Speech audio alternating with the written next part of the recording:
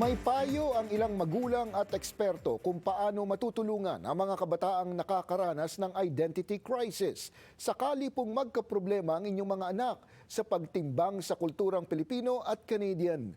Narito ang huli at ikalawang bahagi ng OMNI Filipino Special Report na pinamagatang Second Gen. I've always felt very separated from my Filipino culture. I can barely understand what my dad is saying half the time, and it really sucks because he's my dad and I love him.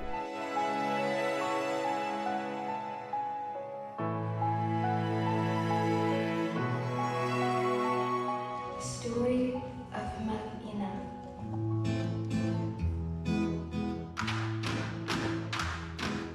How does it feel for you that, you get to represent your culture through Mag-ina, where it's like, when you were growing up, you felt a little bit disconnected to it? I think, it feels overwhelming. I'm very, I'm overjoyed to be doing it. It feels unreal, especially because, I feel like there are people who are more worthy to do it. Especially because, I don't speak the language. I don't feel very Filipino myself. And so I think that part of it is very interesting to me, how, I always wonder about the judgment, from other people, knowing that, I'd be on live TV telling the world that I don't speak Filipino, or speak Tagalog, and I wrote a Filipino play. I worry that people are gonna think I'm not supposed to be doing this. Just go away! I remember live music being a big part of Filipino, of the Philippines, while eating. My family kept talking about that. So that was kind of the first reason why I wanted there to be music. I thought it would be really interesting. And at first it was only supposed to be one scene with the one song that I wrote. And then eventually it kind of became a whole part of the play, and it really upped it.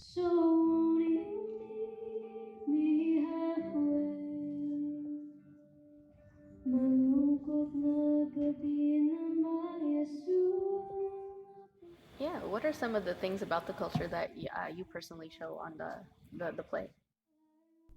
Definitely through my role of the grandma Lola,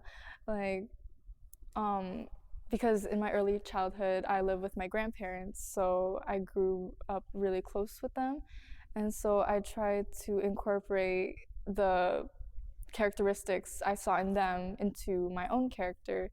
Why they won't leave me alone, Lola? That's one day again. You know they aren't there to hurt you. They're there to guide you.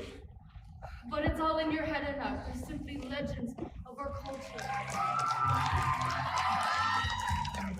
Warning signs to look out for, siguro kasama dyan yung sudden change in personality or behavior, yung withdrawal from friends or family, bigla na lang ayaw na sumama or hindi na nagko-connect with you. Possible din yung ayaw pumasok sa school or nagkakaroon ng challenges with their friendships. Marami tayong pwedeng gawin para matulungan yung mga bata who are going through identity crisis.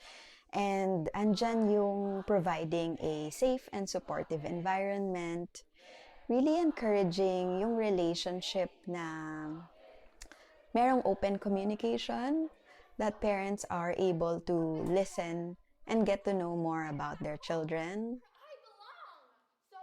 Important yung nirerespeto natin yung individualities ng mga bata. Saka yung nagbibigay tayo sa kanila ng positive role models and mentors that they can look up to. A lot of changes, di ba? From yung how we do it back home and how we do it. Parang kasi dito, you became really closer sa family.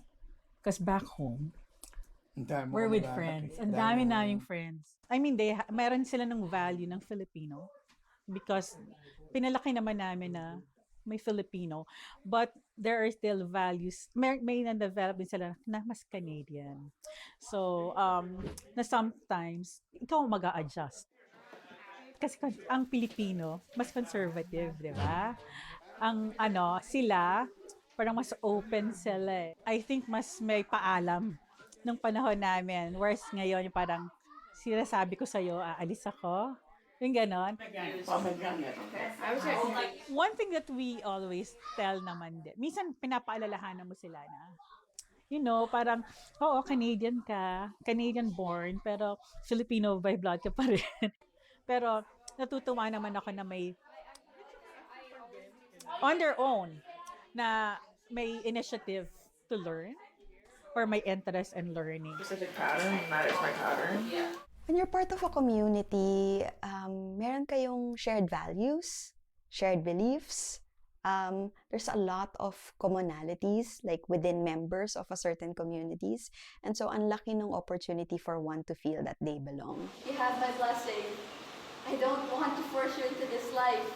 Stay curious and don't be afraid.